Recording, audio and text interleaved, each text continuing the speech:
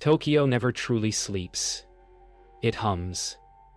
Neon veins pulse through its empty arteries, and somewhere between the noise and silence walks a man too tired to notice the city watching him back. The rain had ended hours ago, but the streets still glistened like they refused to dry, as though the pavement itself wanted to remember the night. His footsteps echoed against wet concrete. One, then another that wasn't his. The hum of a vending machine flickered as he passed, light stuttering like a heartbeat out of rhythm. Ahead, the glass front of a convenience store rippled faintly in the wind. And in it he saw it, not his reflection, but the pale outline of someone standing behind him. He froze, pulse tightening in his throat. Slowly he turned. The street was empty.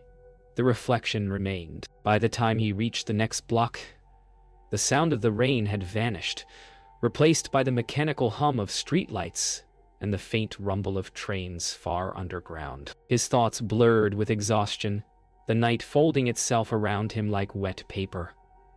He tried to convince himself it was a trick of the glass, a distortion caused by light and fatigue. But every time he blinked, he could still feel the space she had occupied, an invisible presence standing too close behind him. The longer he walked, the more he noticed reflections staring back from every surface. A phone booth, a puddle, the glint of a parked taxi window. He avoided looking, yet, in his peripheral vision, a flicker moved where none should exist. When he finally forced his gaze toward a nearby car mirror, the world seemed to pause. She was there again. Clearer this time, her head tilted as though listening for his breath. He didn't run. He couldn't. Every muscle in his body locked between disbelief and dread, and something about her stillness terrified him more than motion could. The mirror was no longer just glass. It was depth, a second world breathing beneath his own. The woman's reflection leaned slightly closer, her movement smooth, unnatural, and soundless. Then she smiled. Not wide, not warm, just a faint curving of lips that implied awareness. A whisper of air grazed his neck, though no one was there. Panic finally broke through fatigue. He stumbled backward, his shoulder hitting a lamppost. The mirror rippled, her face blurring, but even as he looked away, he sensed that she had followed, hidden somewhere between surfaces. Above him, a neon sign flickered once and went dark, plunging the street into a sudden, aching silence. When the light returned, it came in pulses, shards of pink and blue from distant signage bleeding across the wet asphalt. He started walking faster now, hands buried in his pockets, head low, afraid to see his own shadow. But Tokyo's windows are endless. Even the puddles stared. At the end of the street, a convenience store sign buzzed faintly. The hum familiar yet different, like static under a whisper. He glanced once more at the reflections lining the shop fronts, each one capturing him at a slightly different angle. But in one, the woman's head turned toward him, while all others stayed still. He froze. Every reflection now faced him. His breath came short, visible in the cold. The city, vast and awake, suddenly felt as empty as a stage after the lights die. By the time he reached his apartment, the city felt wrong. The hum of traffic had thinned, and even the air seemed heavy with waiting. He entered the lobby, drenched and shaking, avoiding the mirrored elevator door. The fluorescent light flickered overhead, and he pressed the button for his floor without looking up. The soft chime rang out, metallic and hollow. As the door slid open, he stepped in, eyes fixed on the floor tiles, but caught a flash of pale movement in the periphery. The reflection inside the elevator was off by a fraction of a second. His reflection's head tilted slightly, lagging behind. He froze. In the mirrored wall behind him, she stood in the corner, unmoving, her eyes fixed on him as the doors closed with a slow, whispering sigh. The next morning, Hiroshi's eyes felt raw, his sleep jagged and fractured, by half-formed dreams. He got dressed with robotic precision, tying his tie, but every glance in the mirror made him hesitate, as if the glass itself might betray him again. But he had to go. His office awaited. As he stepped out into the daylight, the city seemed normal at first glance. Busy, hurried, alive. Yet, every reflective surface became a haunting. Every car mirror, every window, every shiny metal surface carried. He caught glimpses of her everywhere, lurking in the reflections. Standing still, eyes trained on him. She never followed his movements, never mirrored him perfectly. She lingered, always behind, always just out of sync. His phone screen flashed with an alert, but he couldn't focus on the words. The woman was always there, somewhere between the glass and the city around him. Hiroshi began to notice the irregularities more clearly. Her movements were always just a beat behind, like an echo in a different time. He tried to ignore it. He really did.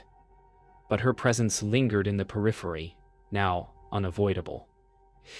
His daily routine became a tightrope walk, careful to avoid any reflective surface, but there was no escaping her. The more he avoided mirrors, the more he saw her in the windows of taxis, in the reflective tiles of the office building lobby. He tried to keep his head down at work, trying to focus on reports and deadlines, but the woman haunted him, her face too still, too cold. A co-worker, Ayumi, noticed his frazzled state, but Hiroshi's responses were clipped, the fear welling in his chest too intense to admit. Then, one night, after a long shift, she spoke, just a whisper, as he passed a mirror in the hallway. "You cannot escape." The whisper stayed with him. Every reflective surface seemed to hum with it. At lunch, he tried to eat with his coworkers, but every shiny surface, polished metal spoons, water glasses, the chrome of the building's elevator, was another reminder. He couldn't even get to his desk without catching her watching from the glass doors. By the time he returned to his apartment that evening, Hiroshi was beyond exhaustion. As he entered the lobby, his hand was shaking, his heart racing. He stood still for a moment, staring at his reflection in the elevator doors. But this time, he didn't look away. He met her eyes in the glass. Her mouth moved again, not in a smile, but a slow, deliberate, silent scream that echoed in his mind. In that instant, Hiroshi understood that she wasn't just behind him. She was inside the glass. Hiroshi found himself walking the streets again, though this time he couldn't shake the feeling of being hunted.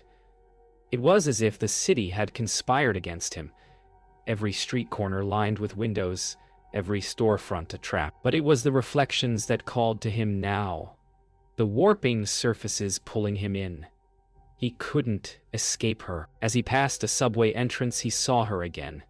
This time, her image stood in a subway advertisement window, her face warped by the glass but unmistakable. He tried to keep walking, but his feet wouldn't obey. His eyes locked with hers again, and for the first time, he heard her voice. Not a whisper, but clear and loud, as if speaking through the glass itself. "This is where you belong."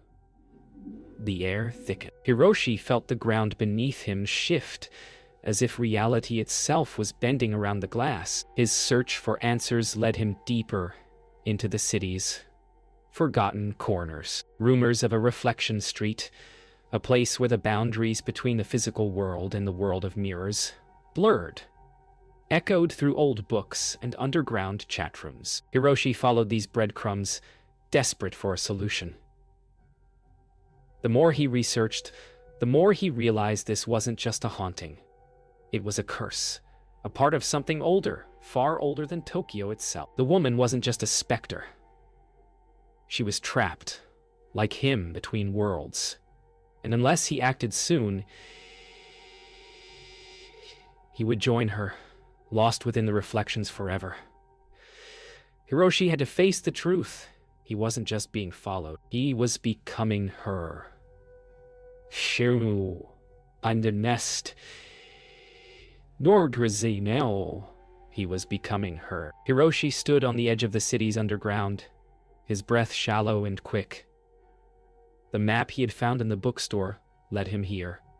A forgotten corridor beneath the city, where reality warped and stretched like liquid glass. He felt it now, the change in the air, as though the very atmosphere was saturated with something ancient and heavy. The lights flickered above him, casting long, sharp shadows that seemed to stretch unnaturally. He hesitated, unsure if this was the right place, but the whispering voice of the woman, her faint smile that never reached her eyes, echoed in his mind. She was close, so close. You can't leave. Not now. Not after all this time. The reflection he had tried to outrun was pulling him deeper, deeper into the darkness. And as he turned the corner, he saw her again, standing perfectly still in a shattered mirror that had been left abandoned in the shadows. Her smile this time was wide and knowing. As Hiroshi's footsteps echoed in the eerie quiet of the underground, he felt his connection to the world above, slipping further away. Each step seemed to drag him deeper into the reflections, and he couldn't escape the feeling that the city had vanished behind him. It was as if he was walking in a liminal space, one that existed only between surfaces, between worlds. The woman's smile had grown wider, and though he could feel her presence pressing in from every corner, it was no longer the fear that gripped him. It was a strange pull, a need to understand her. What did she want? What was she trying to tell him? His reflection in the broken glass warped with each flicker of light, but he couldn't look away. Her smile grew wider still, stretching unnaturally, until it was the only thing he could see. You're almost there, she whispered, her voice now a low hum that vibrated through the air. The closer Hiroshi got to her, the more it felt like his own body was fading. Each breath came with the realization that his reflection was becoming less solid, less real. He was no longer walking toward her. He was being drawn into the reflection, as if his very being was being consumed by the glass. You've already crossed over, she said again, the words vibrating through his mind. The world around him seemed to tremble, and for a moment he wasn't sure if he was still in the underground corridor, or if he had already become part of the mirror world. Her smile was no longer a simple gesture. It was a doorway. Hiroshi reached out, his fingers trembling, and when they brushed against the glass, he felt it. A coldness, an absence. And then, in a blink, he was inside the mirror. He was inside the mirror. At first, the sensation was like a dream. Distorted, fuzzy, like trying to remember something forgotten. The world around him was hollow, but the woman was still there, her figure somehow more solid than his own. She was smiling, her mouth impossibly wide, but there was something about her eyes, something different. They no longer held that emptiness he had seen before. Now they gleamed with something more intense, more knowing. Welcome, she said softly, her voice reverberating through the glass, coming from every direction. Hiroshi wanted to scream, to break free, but it was as if the reflection had swallowed him whole. His body felt like it was fading, and with each passing moment, he understood. There was no way out. He had become part of the glass. The world above felt so distant now, like a memory, a fading dream that no longer mattered. Hiroshi tried to move, but he couldn't. The reflection had consumed him entirely. His form was now just another part of the glass, indistinguishable from the woman who had drawn him in. This is where you belong, she whispered again, her voice echoing through the hollow space. Hiroshi tried to scream, to break free, but his voice was lost in the fractured glass, swallowed by the world that had become his prison. The smile that had once terrified him now seemed like a promise, an eternal, unbroken reflection. And then, as if in response to his terror, her smile widened, impossibly wide, until it was the only thing left in the reflection. Hiroshi had become part of the glass, But the sense of being trapped didn't fade. There was no relief in the mirror world, no sense of finality. In fact, it felt endless, like a labyrinth of fractured reflections and glassy corridors stretching out into infinity. The woman, no longer just a reflection, seemed to merge with the world around him, her smile etched into every surface. But something new stirred in him, something that had begun to sprout in the depths of his fear. Curiosity. He couldn't remember the last time he had felt anything other than dread. But now, as he wandered this new space, a small, quiet part of him wondered if there was a way out. The mirror, the glass, it was alive, pulsing, beckoning. He reached toward a corner of this fractured world where the reflections began to bend, pulling away from reality. The sensation of being watched was constant, but now he felt an unfamiliar pull towards something deeper. The longer Hiroshi wandered through the unseen corridor, the more he realized that this space was not just a reflection. It was alive. The mirrors stretched on forever, creating impossible spaces where his own movements seemed to flicker and falter. The woman's smile lingered in the reflections, but now she had become something different. An entity. Not just a shadow of him, but something that could reach into the very fabric of this world. He could feel her presence pressing closer, filling the spaces between the glass, between the reflections. As he moved, shadows flickered and whispers echoed off the distorted surfaces. He was no longer sure where he was, whether he was in the real world or still trapped within the mirror. But then, as his mind raced, something changed. There was a door ahead, its outline faint but real. His instinct told him to approach it. As Hiroshi approached the door, the whispering voices grew louder, reverberating through the glass, echoing in every direction. The woman's voice was among them, now layered with others. Voices of those who had been lost in the mirror before him, their souls trapped in this endless world of reflections. He reached out, his fingers brushing the cold surface of the door. It was real, solid. But as soon as he touched it, the door swung open, revealing nothing but darkness beyond. The air was thick, suffocating, as though the space on the other side was drawing him in. He hesitated, but the pull was undeniable. Without thinking, he stepped forward, and the door closed behind him, plunging him into complete darkness. For a moment, he felt weightless, disconnected from everything, from time, from the world. But then, the whispers stopped. The silence was deafening. Hiroshi stepped through the door and into nothingness. The silence was absolute. There were no sounds, no reflections, no light. Just the suffocating darkness pressing in on him from every direction. The air felt thick, like he was submerged underwater, and his every movement seemed slow and weighted, as though the very fabric of time had changed. In this void, there were no mirrors, no reflections, just him. But even in the absence of the woman, he could still feel her presence, like a shadow behind his eyes, always watching. He realized with a sharp pang that he was no longer certain of what was real. Was he still in the mirror world, or had he stepped beyond it? He tried to call out, but no sound came. His throat felt dry, his voice swallowed by the void. For the first time, he truly understood the curse he was under. The reflection had claimed him. Time had no meaning here. Hiroshi didn't know how long he had been standing in the dark. His body was numb, his thoughts fragmented.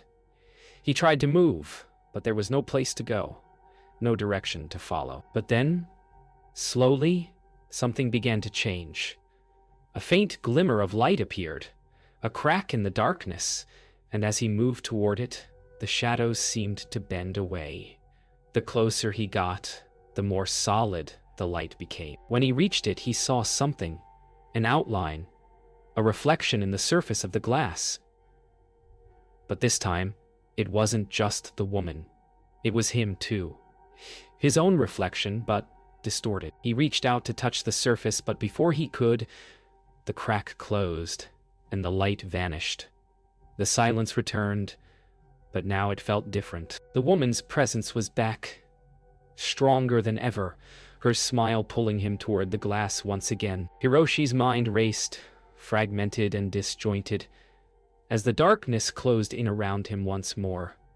The crack in the glass had disappeared, but the whispering voices never stopped. They swirled in the void, growing louder, more insistent. Every time he tried to focus, to pull himself back to reality, the memories began to slip away. His past, his identity, the world outside. He couldn't remember what had come before the glass. It was as if his life was fading, pulled into the reflections, becoming another lost story trapped in time. But then, in a flash, something broke through the haze. A name, a face. Ayumi. She had been his co-worker. He remembered her smile, her laughter. But it was faint, like a distant echo. Her face became clearer in his mind, and suddenly, a flood of memories came crashing back. He recalled the long nights at the office, the late shifts they had shared, and then a photograph. A photograph he had found on his desk one day of a woman with the same haunted eyes as the one in the reflection. Ayumi. The photograph in his mind began to sharpen, and Hiroshi realized that the woman he had seen in the reflections wasn't just any ghost. It was Ayumi. He had forgotten her entirely, but now her image was etched into his memory, clear as day. Her photograph had been left on his desk months ago, a parting gift, a memory from their shared time at the office. The woman he had seen in the mirror wasn't just an echo of his fear. It was her. But why? Why had she returned in this twisted form? He struggled to understand, but the memories were slipping again, blurring between the woman in the reflection and Ayumi. The whispers began again, but this time they weren't just voices. They were words, words that didn't belong in the void. "The photographer," one whispered. Another voice, fainter, added, "She was the glass." It hit him then. Ayumi wasn't just an innocent bystander. She had once been a photographer, capturing reflections and images of those who were about to disappear. Hiroshi's heart raced as he connected the dots. Ayumi had been obsessed with capturing reflections, people's reflections. She had told him about it once, long ago. "It's as if," she had said, "when you capture someone's reflection, you capture a piece of their soul. You freeze it, trap it inside the glass." He remembered her showing him an old box of photographs, images of people she had taken in glassy surfaces, mirrors, windows, water, always capturing the moment right before something changed. "The reflections," she had whispered. "They hold everything. Everything." Now, Hiroshi understood. Ayumi's obsession had led her to capture something more than just images. She had captured the lost souls of those who were trapped within the reflections, just like him.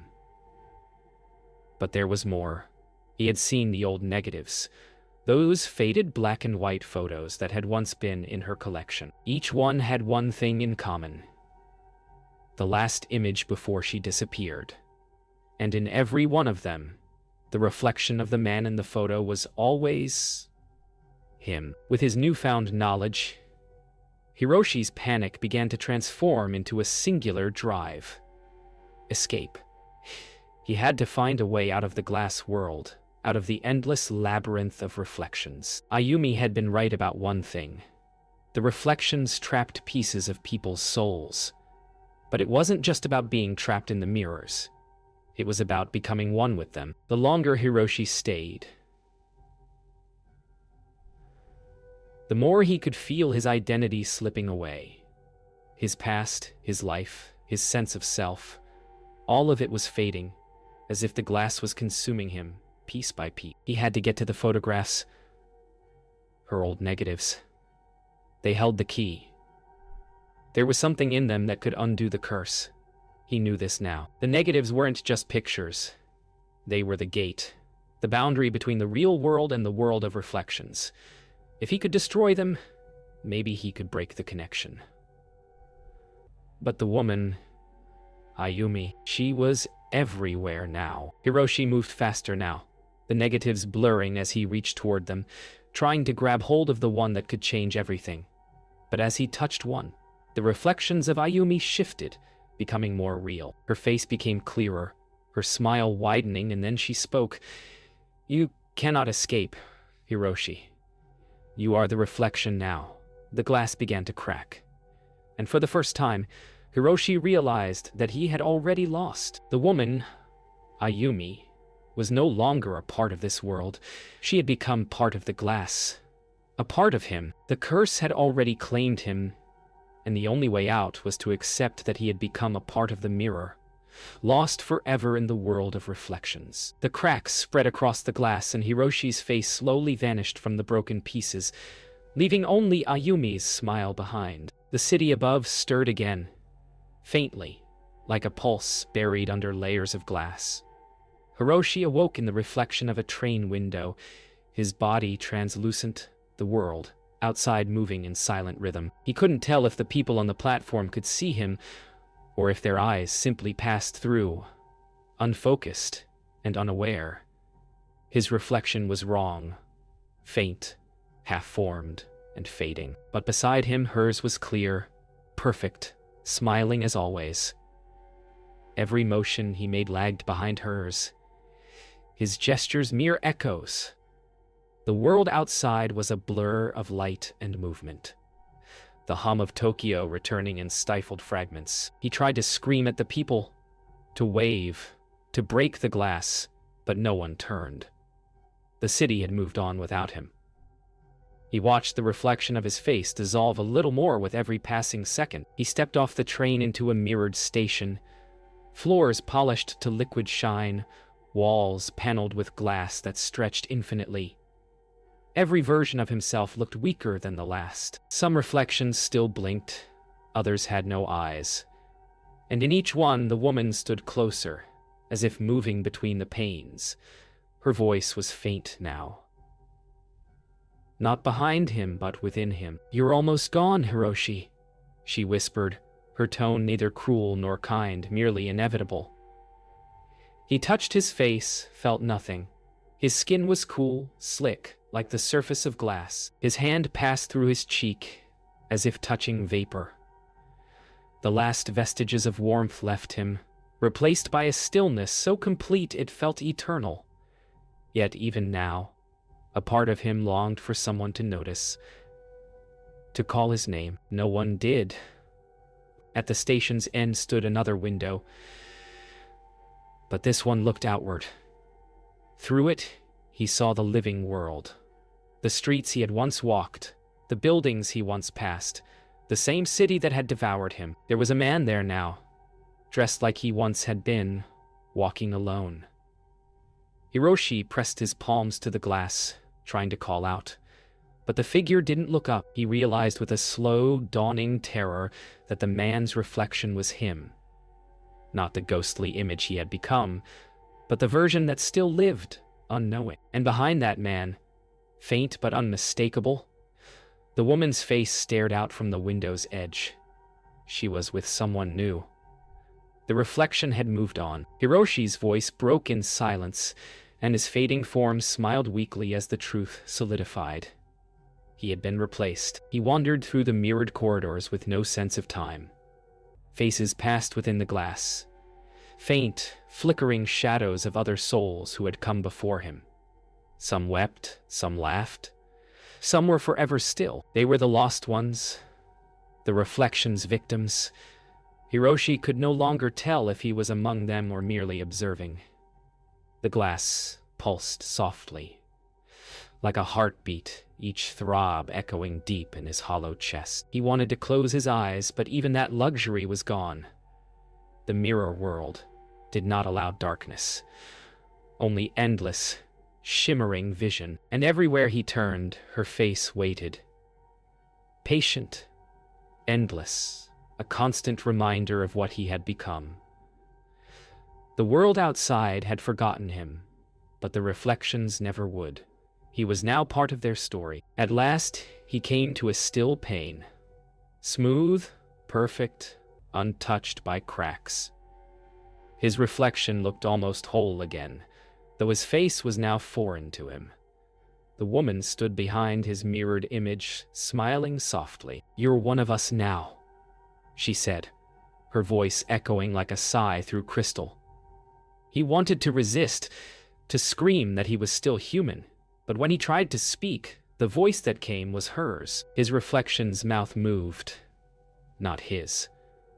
The realization hollowed him.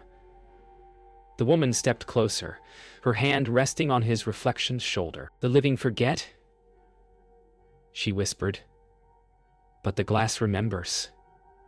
As she spoke, his face in the reflection dissolved completely, replaced by hers. And on the other side of that invisible divide, another man somewhere turned his head, glancing curiously at a window, and swore he saw someone smiling behind him. The night in Tokyo was quiet again, too quiet. The city pulsed with life, but for Hiroshi, it was now a life observed from the other side. The mirror world had become his horizon, and through it, he could see the moving shapes of people, their laughter echoing faintly through the glass, like the sound of rain against a window. He had no body now, no warmth, no breath. Only reflection, forever repeating gestures he no longer felt. Sometimes he thought he saw Ayumi among the living, walking the same streets they once did. She would glance at her own reflection, hesitate, and for a moment, their eyes would meet across the divide. But she never truly looked at him. Only through him. The realization came slowly, like frost spreading over glass. He wasn't watching the living world anymore. The living world was watching him. Days, or perhaps years, passed. It was impossible to tell. Time had no meaning in glass. Hiroshi drifted from window to window, surface to surface. Always behind someone, always unseen. He began to recognize faces, the commuters, the night workers, the lonely. All of them reflections of who he once was. But the woman was still there, always nearby. Her role had shifted. She no longer hunted him. She guided him, showing him the rules of their new existence. Every time a human paused too long at a reflection, stared into the glass a second too much, the air would change. A door would open, and Hiroshi began to understand. They weren't just reflections. They were the keepers of them, watching, waiting, ensuring the world never looked too closely at what stared back. He learned in time that reflections have memories. Each pane of glass carried echoes of those who once looked into it. Fragments of laughter, tears, fear. He could feel them now, like fingerprints pressed into the soul of the city.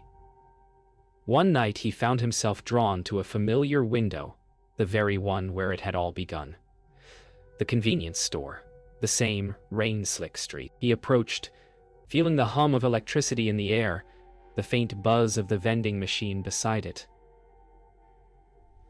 Through the glass, he saw the reflection of a man walking home late, alone, head down. His chest tightened with dread. It was happening again, the circle repeating. He stepped forward and felt her hand on his shoulder. "Don't stop him," she whispered softly. "This is how we stay remembered." He wanted to believe there was still a way to stop it, to break the cycle, to save whoever walked next into the reflection's grasp. But with every passing night, his will faded. The mirror world was patient. It waited. And as the rain fell over Tokyo, Hiroshi began to understand the truth. This was never about him. The woman was not a curse. She was a messenger. A reminder that every reflection hides a soul, that every pane of glass remembers what it sees.